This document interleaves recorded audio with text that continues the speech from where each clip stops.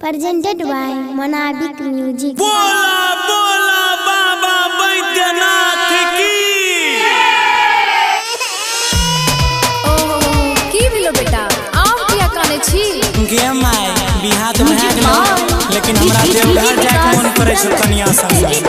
नहीं नु अभी लॉकडाउन लागल छै घर में पैसा कौड़ी नहीं छै केना जेबै। नहीं नक्की कन्या के हम 4 चक्का जेबै हमरा जुगाड़ के दे जइबो।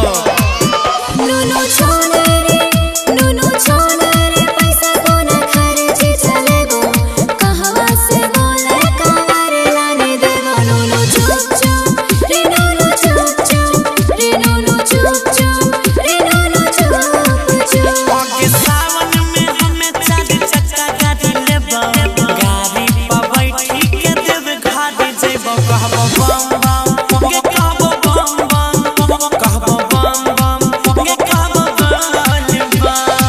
बुझली बात के बोल बम बोल बम बोल बम।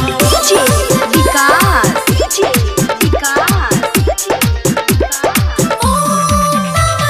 मटियार कला सीतामढ़ी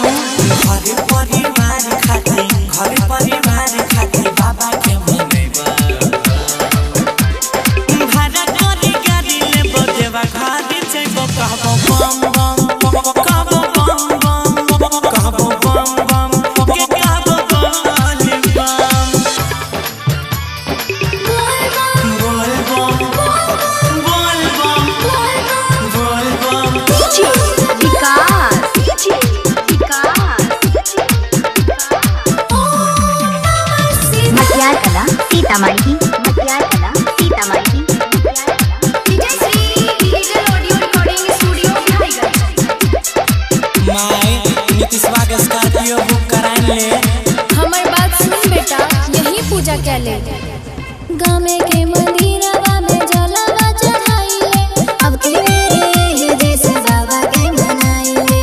नहीं बुझने भैर सावन देवा घर में करे बाबा वास के लाखों में कवरिया जुटे लगे अपन यास के गौरव आज कहे छ सोनू राय कर कहे छ तोर क्या घुमैबा